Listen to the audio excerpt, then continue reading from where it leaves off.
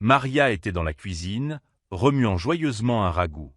Elle souriait en pensant à son mariage imminent. Elle fredonnait même une chanson de mariage en cuisinant. Tout semblait parfait, jusqu'à ce que son téléphone vibre. Curieuse, elle s'essuya les mains et le prit. Lorsqu'elle ouvrit son application bancaire, son cœur se serra. Son compte indiquait que 3 200 000 Naira avaient disparu, complètement disparu.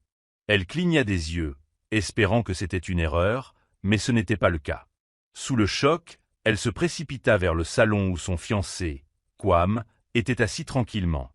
Sa voix tremblait lorsqu'elle lui demanda pour l'argent, mais au lieu d'avoir l'air surpris ou désolé, Kwame lui adressa un sourire glacial. « Il faut que j'arrange les choses avec elle, » dit-il calmement. Maria ne comprit pas au début, mais lorsqu'elle le regarda dans les yeux, cela la frappa. Il parlait de son ex. Il avait pris toutes ses économies pour une autre femme. Cet homme qui lui avait promis de l'épouser, de construire une vie avec elle et de la protéger, venait de détruire sa confiance en un instant. Et puis, sans un mot de plus, Kwame prit ses clés et sortit. Il ne donna pas plus d'explications. Il ne s'excusa pas. Il venait de partir. Maria resta là, figée. La pièce était silencieuse, le ragoût bouillonnait encore sur le feu, mais son monde s'était arrêté. Ses rêves de mariage, d'avenir et de vie heureuse furent anéantis en quelques secondes. Elle ne pleura pas immédiatement. Son esprit essayait de comprendre ce qui venait de se passer. Comment quelqu'un qu'elle aimait et en qui elle avait confiance pouvait-il la voler, utiliser son propre argent pour retourner auprès d'une femme qu'il avait laissée derrière lui? Ses mains tremblaient tandis qu'elle s'asseyait, fixant la porte qu'il venait de refermer derrière lui. Maria avait travaillé dur pour gagner cet argent. Chaque Naira sur son compte était le fruit de nuits blanches, de sacrifices et d'espoir. Et maintenant, il avait disparu. Ni par accident, ni par fraude, mais par quelqu'un qu'elle pensait être son futur mari.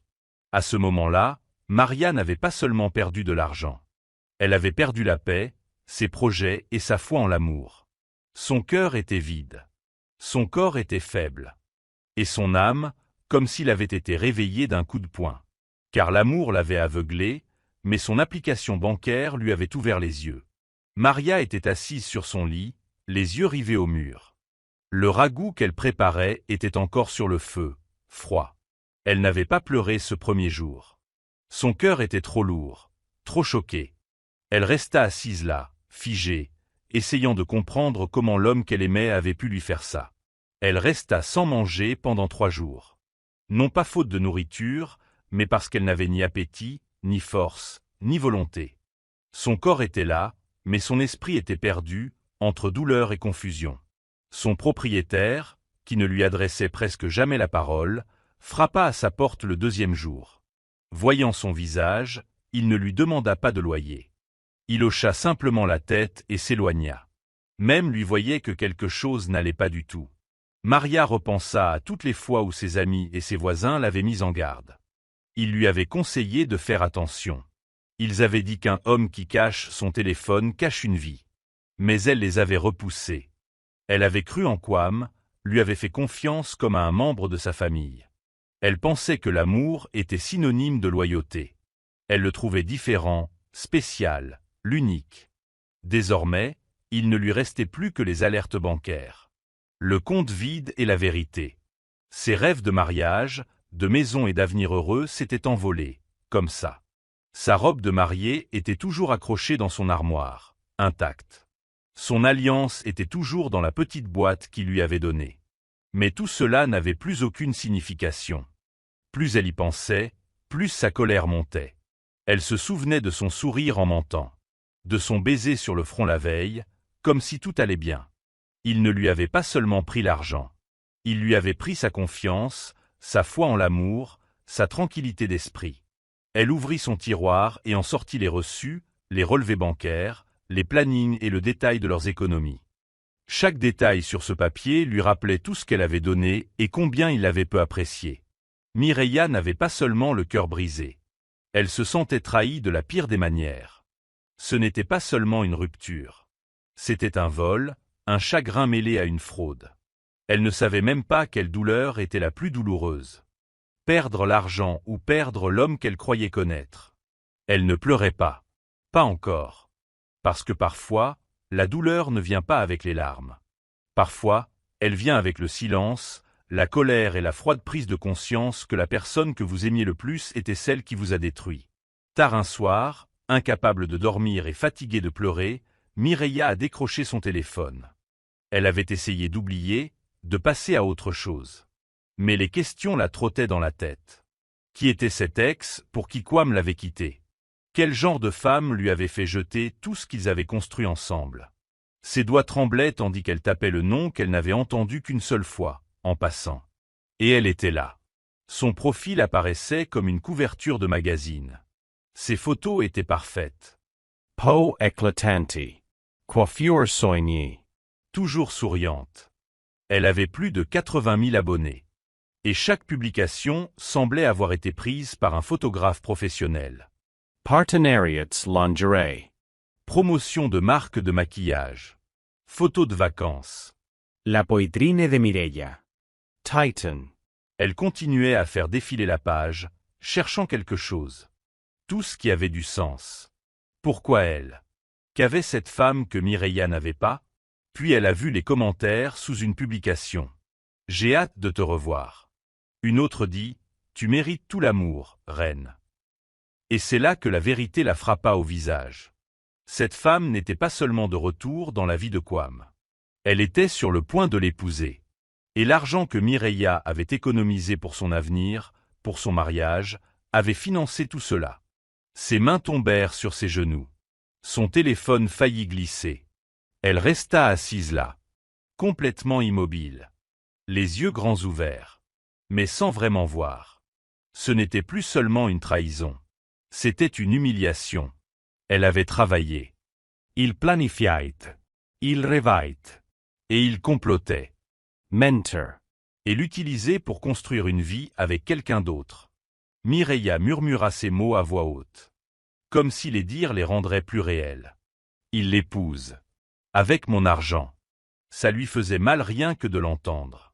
Son cœur était comme serré. Mais en même temps, quelque chose en elle bougeait. Cass. Breeze. Mais de manière robuste. Elle en avait assez de pleurer. Elle en avait assez d'espérer son retour. Elle en avait assez de se sentir faible. Elle regarda à nouveau les photos parfaites de la femme. Mais cette fois, son regard n'était pas empli de douleur. Il était concentré. Froid. Calculateur. Elle ne voulait pas qu'il revienne. Elle ne voulait pas se battre pour lui. Elle voulait autre chose maintenant. Elle voulait reprendre son pouvoir. Cette nuit-là, Mireia cessa d'être la fiancée au cœur brisé. Elle devint quelqu'un d'autre, quelqu'un de plus fort. Elle savait qu'elle devait agir intelligemment. Discreetment. Mais le feu dans sa poitrine était réel. Elle avait trop donné pour repartir les mains vides. S'ils pensaient pouvoir lui voler son avenir et vivre heureux, pour toujours ils étaient sur le point d'apprendre quelque chose de nouveau. Car la même femme qu'ils avaient utilisée et trahie était celle-là même qui préparait leur plus grande leçon. Et cette fois, personne ne la verrait venir. Mireia n'était plus la même femme qui pleurait jusqu'à s'endormir. Après avoir découvert que son fiancé avait utilisé son argent pour épouser son ex, quelque chose en elle avait changé. Elle ne voulait ni crier, ni supplier, ni même se battre. Non. Ce qu'elle voulait était plus profond. Elle voulait qu'il se sente comme elle. Impuissance.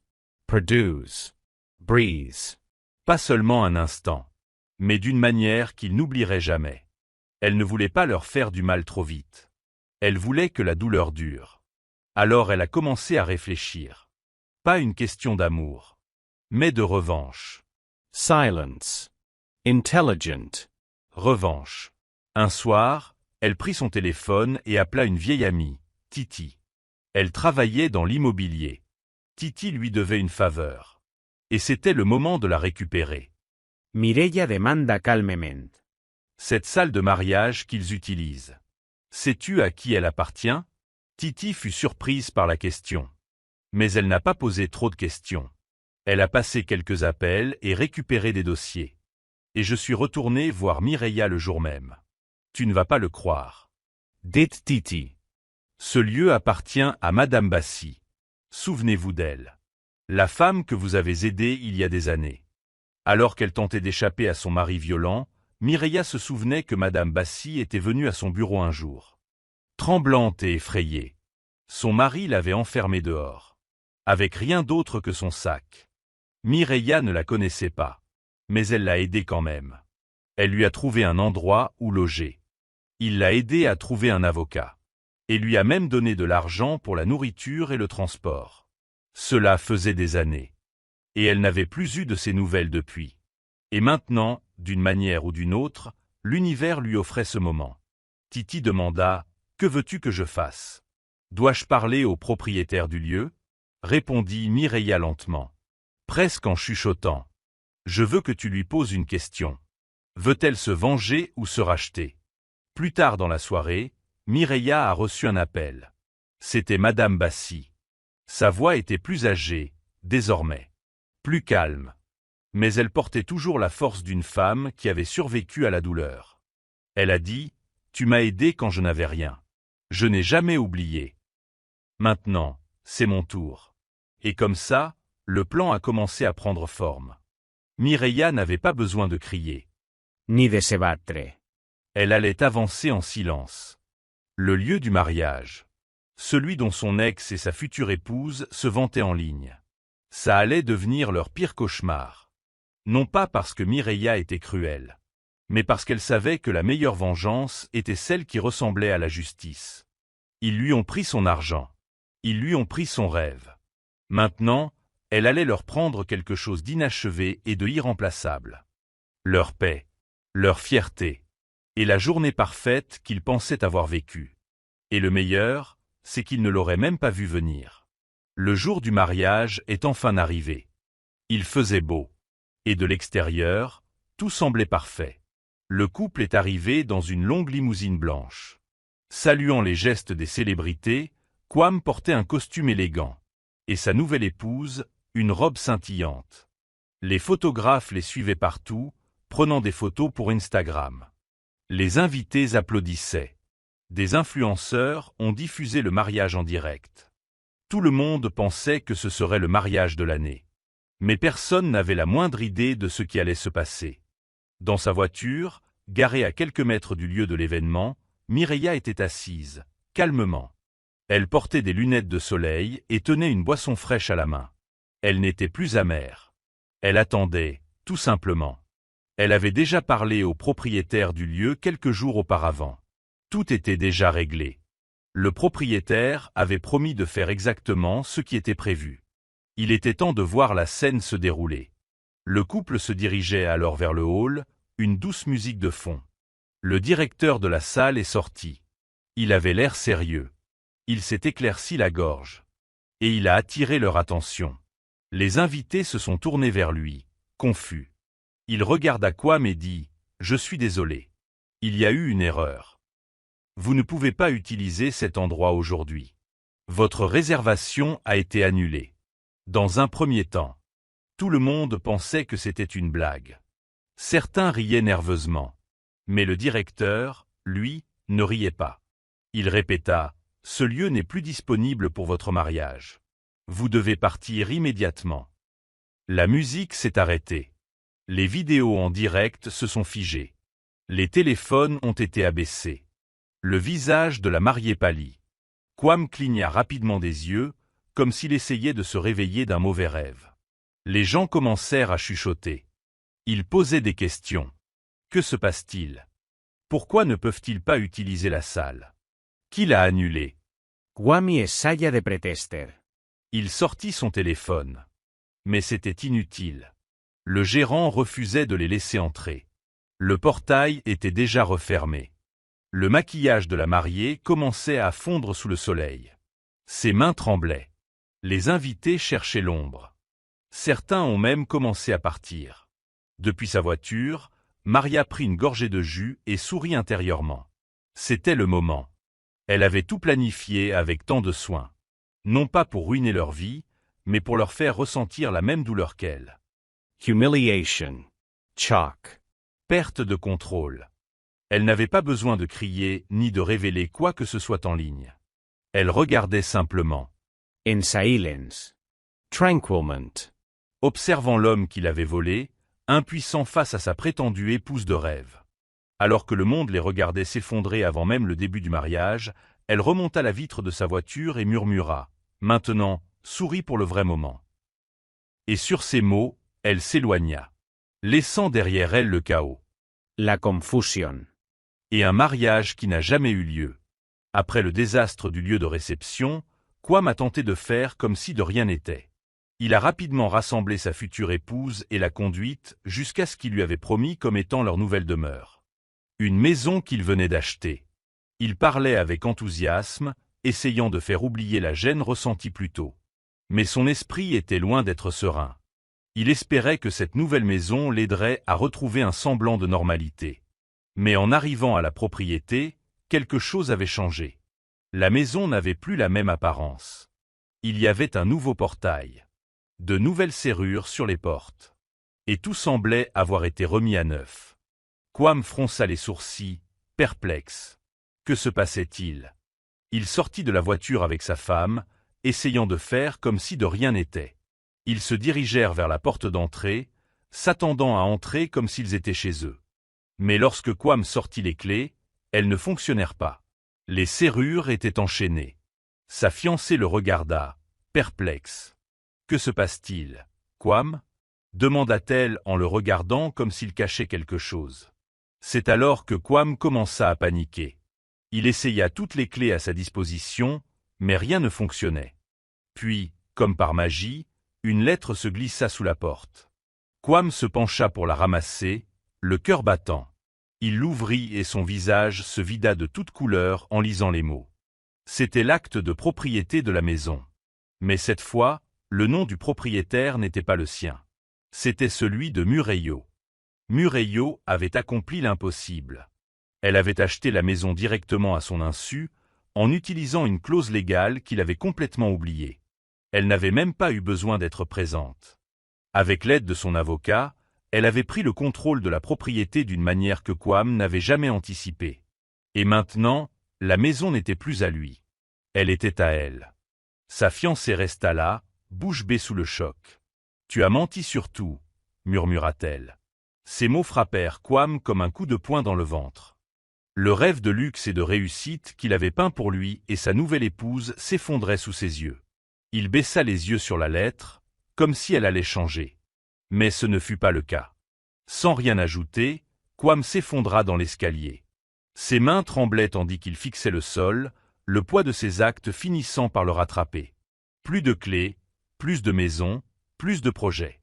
Tout ce qu'il avait construit s'était effondré. Ses mensonges, ses manipulations, tout avait été dévoilé.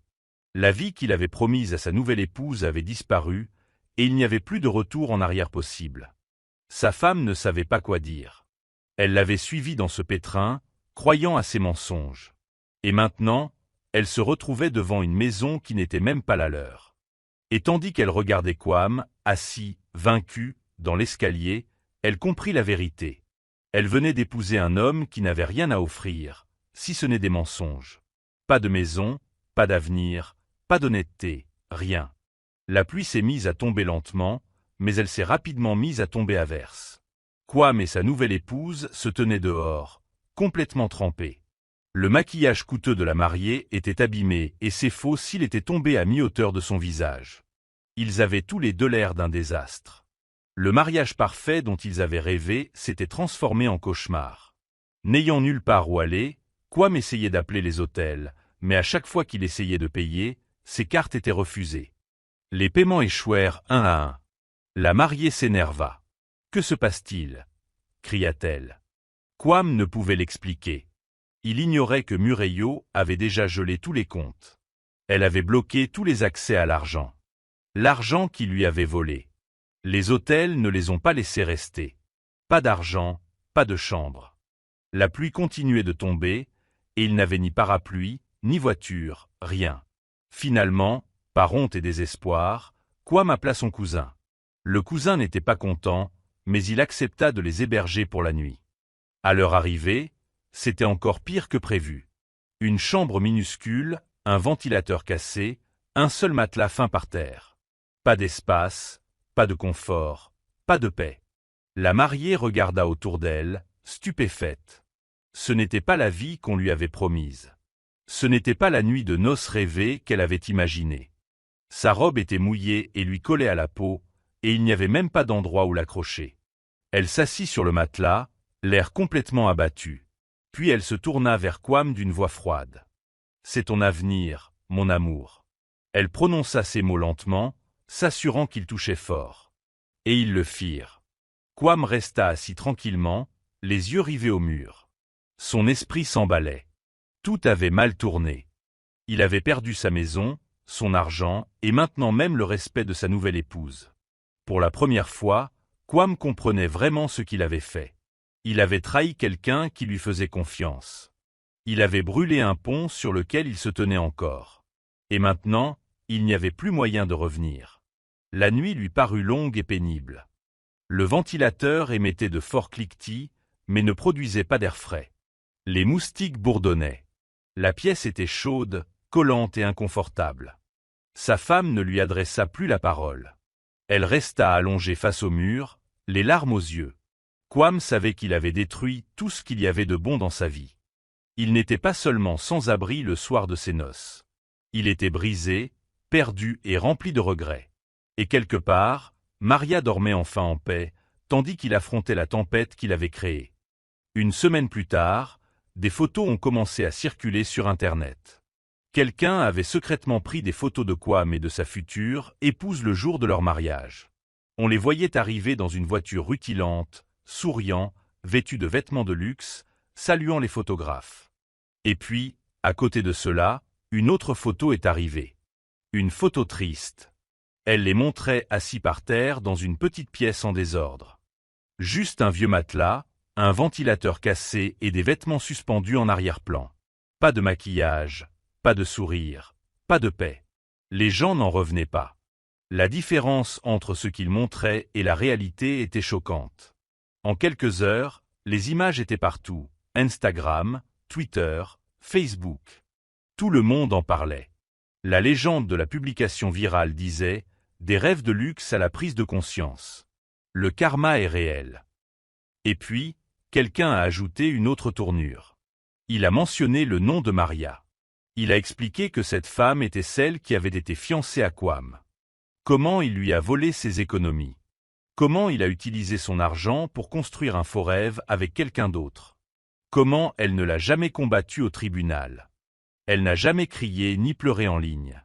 Elle n'a pas écrit de longs messages ni accordé d'interviews. Elle a simplement disparu discrètement. Jusqu'à maintenant, le nom de Maria était devenu tendance. Tout le monde voulait entendre sa version des faits. Des journalistes lui ont envoyé des courriels.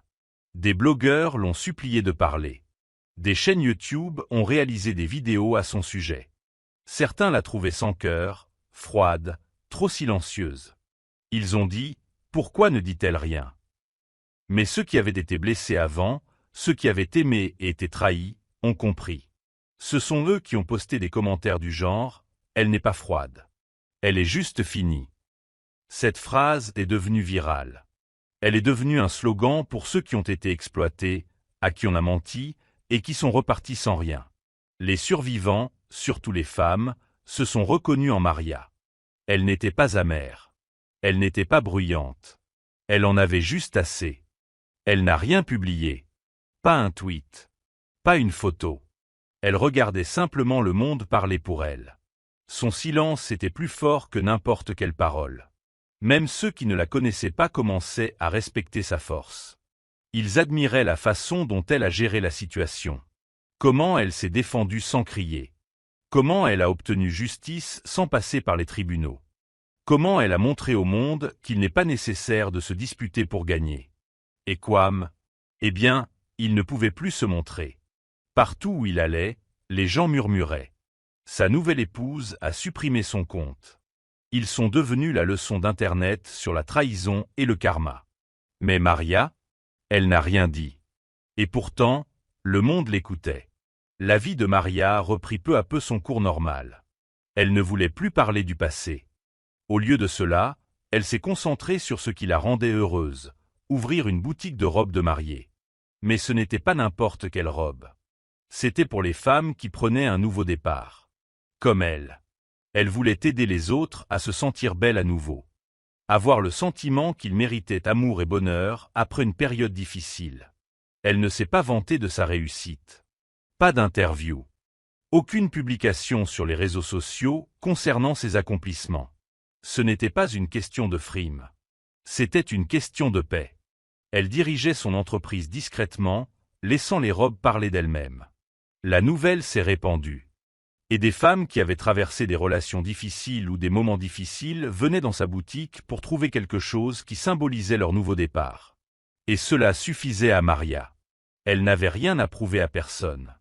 Mais la vie lui réservait une surprise. Un jour, alors qu'elle terminait son travail, elle vit quelqu'un debout à la porte de sa boutique. C'était Kwame. Il portait de vieilles chaussures usées. Son visage paraissait fatigué, comme s'il portait un lourd fardeau depuis longtemps. Il s'approcha d'elle, la voix tremblante. « Maria, j'ai fait une erreur. S'il vous plaît, je ne sais pas quoi faire. J'ai besoin d'aide. » Au début, Maria sentit une vague de colère familière monter en elle. Elle avait envie de crier, de lui dire combien il lui avait fait mal. Mais elle prit une grande inspiration. Elle n'avait pas besoin de crier. Elle n'avait pas besoin de pleurer. Elle était passée à autre chose. Et elle était en paix.